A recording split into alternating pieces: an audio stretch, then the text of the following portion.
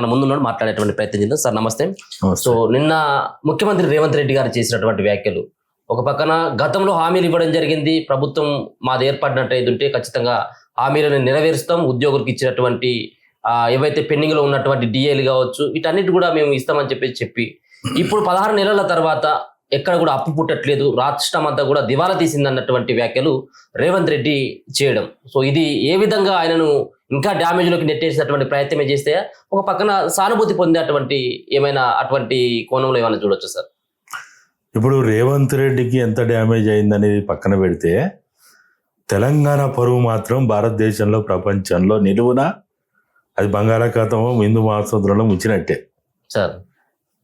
ఒకప్పుడు మన సంస్థానాలు ఉండే కదా, అంటే భారతదేశం ఒక దేశంగా ఏర్పడక ముందు సంస్థానాలు ఉన్నప్పుడు, అంటే ఆంగ్లేయుల పరిపాలన లేకపోతే అంతకుముందు ఉన్నటువంటి అనేక మంది పరిపాలనల కాలంలో కూడా ఇక్కడ నిజాం పాలన ఉండే. ఈ నిజాం పాలన కాలంలో కానీ అంతకుముందు కానీ తెలంగాణ ఇతర దేశాలకు అప్పులు ఇచ్చింది. ఓకే, ఒక దేశంగా లేనప్పుడు, ఒక రాష్ట్రంగా లేనప్పుడు, ఇక్కడ ఒక సంస్థానంగా పరిపాలన కొనసాగినప్పుడు ఇతర దేశాలకు అప్పులు ఇచ్చినటువంటి తెలంగాణ గడ్డ, త్రిలింగ దేశము, దక్కన్ పీఠభూమి, హైదరాబాద్ రాష్ట్రము ఈరోజు అప్పులు పుట్టలేవు, అప్పులు ఎవడు ఇత్తలేడు, అప్పుల కోసం పోతే దొంగలు అనుకుంటారు, చెప్పులు దొంగలు అనుకుంటారు, లేకపోతే ఇంకా అనేక రకాలుగా ఏదైతే దారిదోపిడిగాళ్ళు అనుకుంటారు కదా, అట్లా అనుకునే పరిస్థితి వచ్చింది, పిట్ ప్యాకెటర్లు అనుకునే పరిస్థితి వచ్చిందనే పరిస్థితి రావడం వెనుక చాలా బాధాకరమైంది. ఇది తెలంగాణ గౌరవాన్ని, తెలంగాణ ప్రతిష్టని మనం మన చేత కాకపోతే ఇంట్లో వండాలి, కానీ ఒక చరిత్రని ఎప్పుడు కూడా మనం దాన్ని నలిఫై చేసే పరిస్థితి తెచ్చుకోవద్దు. ఆ చరిత్రని ఇంకా ఉన్నతంగా తీసుకుపోవడానికి, కీర్తి కిరీటాలకు తీసుకుపోవడానికి ప్రయత్నం చేయాలి, కానీ పాతాళంలో దొక్కడానికి ప్రయత్నం చేయొద్దు. రేవంత్ రెడ్డి గారు మరి తెలిసి చేస్తుండా, తెలియక చేస్తుండా, ఇది అనాలోచితమా, ఇది మూర్ఖత్వమా, లేకపోతే అహంకారమా, మరి ఏందో అయితే అర్థమవుతలేదు. ఇప్పుడు ఆయన 2023 డిసెంబర్ 7వ తారీఖు నాడు అంగరంగ వైభవంగా ఇదే ఎల్బీ స్టేడియంలో పేద జనసముద్రం మధ్యలో ఆయన ప్రమాణ స్వీకారం చేసిండు. దాదాపుగా మనం జనవరి నుంచి 6 గ్యారెంటీల విషయంలో అయితేంది, డిక్లరేషన్ల విషయంలో అయితేంది, అప్పటికే కాంగ్రెస్ పార్టీ మొదటి శాసనసభ అంటే ఈ ప్రభుత్వం సమావేశాలు పెట్టి శ్వేతపత్రం విడుదల చేసి రాష్ట్ర అప్పుల గురించి అన్నీ కూడా బహిరంగం చేసిన తర్వాత, అప్పుడు మన అందరం ఏం మాట్లాడినాం, మన తొలి వెలుగు ద్వారా నేను అనుకుంటా దగ్గర 20-30 సార్లు మాట్లాడుంటాం. ఏది, ఈ 6 గ్యారెంటీలు అమలు కావు, మనకు అప్పులు పుట్టవు, మనకి కేంద్రం మనకి ఇవ్వాల్సిన డబ్బులు కూడా ఇవ్వదు, అనేక రకాలుగా తిప్పలు పెడుతుంది, కేంద్రము తన పెద్దన్న పాత్ర పోషిస్తూ ఇక్కడ కాంగ్రెస్ ప్రభుత్వం కాబట్టి దీన్ని ఇరకాటంలో పెట్టడానికి, కష్టాల పాలు చేయడానికి మనకి రాజ్యాంగపరంగా చట్టపరంగా రావాల్సిన నిధులు కూడా ఇవ్వవని చెప్పి బాగా స్పష్టంగా చెప్పినాం. నెత్తి నోరు నయంగా మొత్తుకున్నాం మనం అందరం. అంటే భజన చేసే మీడియా కాకుండా ఒక పరిశీలనాత్మకంగా మాట్లాడే మీడియా అందరు కూడా చెప్పిండ్రు. అంటే ఆర్థిక పరిస్థితిని ఎట్లా మనం కుదుటపడిచేటట్టు చేసుకోవాలి అంత చెప్తుంటే కూడా మన మాటలు ఏమైనా వినకుండా, నేను 100 రోజుల్లో 6 గ్యారెంటీ అమలు చేస్తాం, అది చేస్తాం, ఇది చేస్తాం, అట్లా చేస్తాం, ఇట్లా చేస్తామని లేనిపోయిన హామీలన్నీ మళ్ళీ దాని మీద కంటిన్యూ చేసి ఆఖరికి ఇక్కడ వారి గుళ్ళు గోపురాల మీద ప్రమాణాలు చేసి రైతు రుణమాఫీ మీద ఏదో చేస్తుంది, ఈ ఓట్ల కోసమని, సీట్ల కోసమని ఏదో తంటాలు పడుతుంది. ఇప్పటి వరకు దాదాపుగా 1,70,000 కోట్లు ఏదో అప్పు చేస్తుంది. అప్పు చేసినా చివరికి మన భూములు కుదరబెడతా అంటే కూడా చూసినాం కదా, హెచ్సి భూములు అవి కుదుట పెడతా అంటే కూడా మిమ్మల్ని నమ్మేది కాదు అని చెప్పి వేరే మధ్యవర్తులం తోటి బాండ్స్ తీసుకొని బ్యాంకులు అప్పులు ఇచ్చే కాడికి వచ్చింది మన పరిస్థితి. రేవంత్ అన్న చెప్పిన దాంట్లో 100% వాస్తవమే. అప్పులు పుడతలేవు, కేంద్రం ఇవ్వాల్సిన డబ్బులు ఇస్తలేవు, మన ఆర్థిక పరిస్థితి చాలా దివాలా తీసున్నది, ఇదంతా 100% వాస్తవం.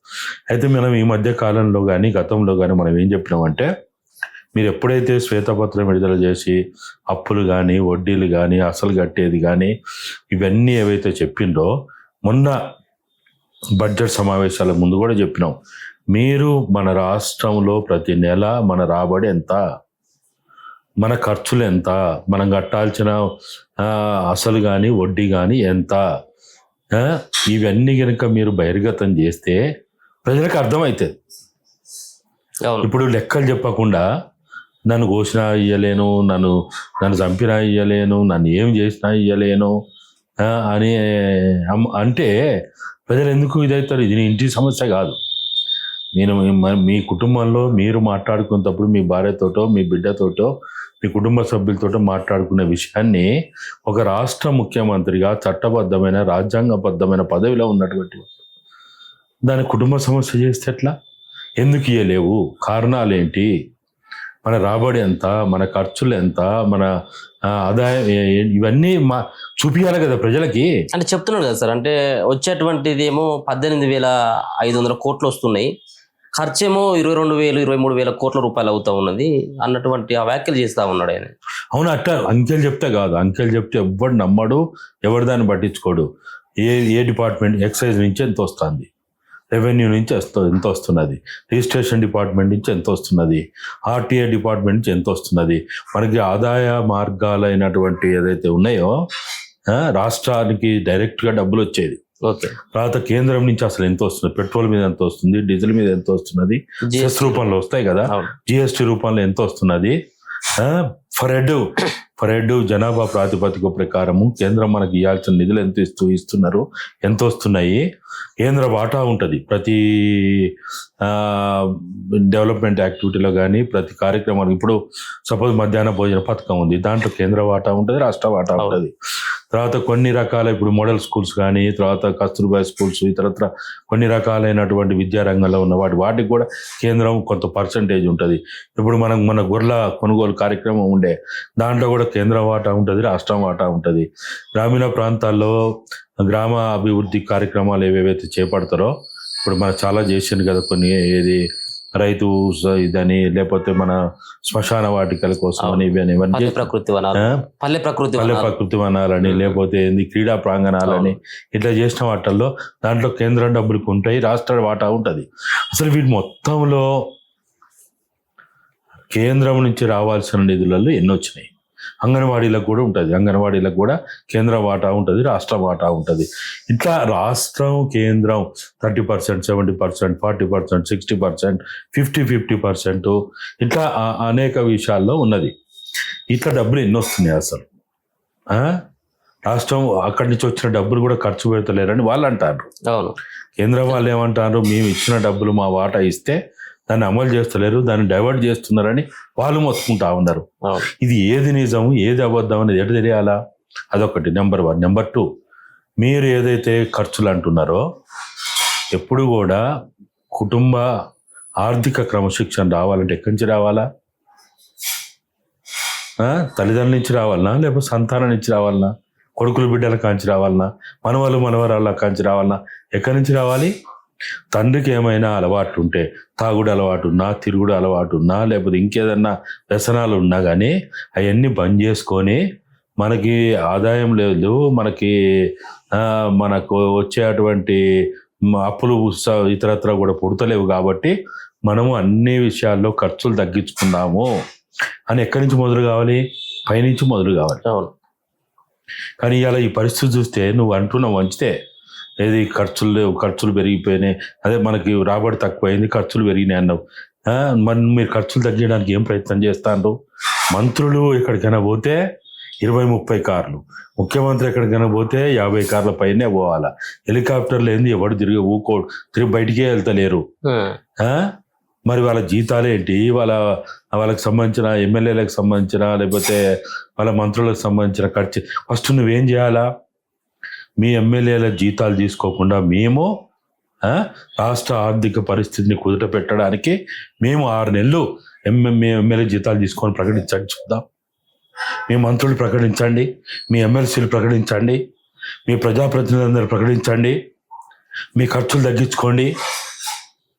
సార్, ఇప్పుడు ఈ వ్యాఖ్యలు బహిర్గతం చేయడం ద్వారా ఏది ఒక పక్కన పెట్టుబడిదారులే కావచ్చు, విదేశీ నుంచి మేము పెట్టుబడులు తీసుకొని వస్తున్నాము, బ్యాంకులు అప్పులు ఇవ్వట్లేదు అనేది, ఇటు రాష్ట్రం అంతా కుదేలైపోయింది, అప్పులు కూడా పుట్టేటువంటి పరిస్థితి లేదు, మొత్తం రాష్ట్రమే దివాలా తీసింది అన్నటువంటి ఈ వ్యాఖ్యల నేపథ్యంలో రేపు వచ్చేటువంటి పెట్టుబడులు వచ్చేటువంటి అవకాశం ఏమైనా ఉంటుంది సార్? అసలు ఏముండదు, ఇంకా ఎప్పుడు కూడా గుమ్మరంగా ఉండాలి, పిడికిలు బిగించినట్టు ఉండాలి. అంటే గతంలో కేసీఆర్ అన్ని అప్పులు చేసినప్పుడు కూడా రాష్ట్రం తలసరి ఆదాయం పెరిగింది, జీడిపి పెరిగిందని చెప్పేసి ఆయన గతంలో చెప్పిండు.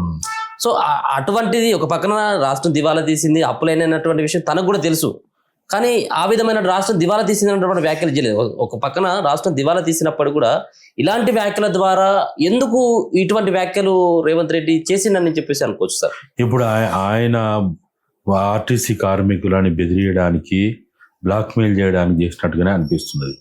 అసలు నీకు నీ ఆదాయం ఏదైతే ఉందో, ఇప్పుడు చాలా చాలా పెద్ద పెద్ద వ్యాపారవేత్తలు కావచ్చు, పారిశ్రామికవేత్తలు కావచ్చు, లేకపోతే పెద్ద పెద్ద రియల్ ఎస్టేట్ వ్యాపారస్తులు కావచ్చు, లేకపోతే ఇతరత్ర ఉన్నాయి కదా, అసలు వాళ్ళు ఎంత పెండింగ్ ఉన్నది, ఎలక్ట్రిసిటీ డిపార్ట్మెంట్లో ఎంత పెండింగ్ ఉన్నది. చిన్నోళ్ళే పెండింగ్ ఉంటే మీ మీటర్ కట్ చేస్తారు, వైర్ మీకేస్తారు, అవి చేస్తారు, ఇవి చేస్తారు. నాకు తెలిసినంత వరకు ఎలక్ట్రిసిటీ డిపార్ట్మెంట్లో పెండింగ్ ఉన్నదంతా కూడా మధ్య తరగతి కంటే పై వాళ్ళదే. ఓకే, ఇలా హౌస్ ట్యాక్స్లు కానీ లేకపోతే ఇంకా ఇతరత్ర ట్యాక్స్లు ఏదైతే ఉన్నదో ఇదంతా పెండింగ్ ఉన్నది చిన్నోళ్ళది కాదు, పెద్దోళ్ళదే. ఇంకా చాలా విషయాల్లో నాకు తెలిసినంత వరకు మన ఆదాయం అసలు భారతదేశంలో హైదరాబాదు తెలంగాణలోనే ఈ పరిస్థితి ఉందంటే ఇక బీహార్ ఎట్టుండాలి, లేకపోతే ఈ రాష్ట్ర ఒరిస్సా ఎట్టుండాలి, ఛత్తీస్గఢ్ ఎట్టుండాలి, అది పూర్తిగా ఆదివాసీ రాష్ట్రాలు, ఆదివాసీ జనాభా సమితి రాష్ట్రాలు, అవును, అక్కడ ఎట్టుండాలి. ఇంకా ఇలా హైదరాబాదులో, ఇంత విశాలమైన హైదరాబాదులో ఎంత ఆదాయం వస్తుంది ఇక్కడ? మీకు నిజంగా అటువంటి అభిప్రాయం ఉందా సార్? రాష్ట్రం దివాలా తీసింది అన్నటువంటిది నేనైతే నమ్ముతలేను. దివాలా తీయడానికి అవకాశం లేదు, ఆస్కారం లేదు. మరి ఏమైనా వీళ్ళు పెద్ద ఎత్తున మనం ఏవైతే వసూలు చేయాల్సి ఉన్నాయో పెద్దవాళ్ళ దగ్గర, అవి వసూలు చేయకపోవడం వల్ల కావచ్చు, లేకపోతే ఇంకా ఈ పెద్దవాళ్ళ యొక్క దుబారా ఖర్చుల వల్ల కావచ్చు, లేకపోతే ఇంకా ఇతరత్ర ఏదైనా ఉంటే ఉండాలి, కానీ ఎట్టి పరిస్థితులలో ఉండాల్సిన అవసరం లేదు. ఇప్పుడు చాలామంది అడుగుతూ ఉన్నారు, ఎల్ఆర్ఎస్ గురించి అడుగుతూ ఉన్నారు, బీఆర్ఎస్ గురించి అడుగుతూ ఉన్నారు. వాటి గురించి నువ్వు పర్మిషన్లు ఇయ్యి, నీకు విపరీతంగా 100,000 కోట్ల రూపాయలు వస్తాయి.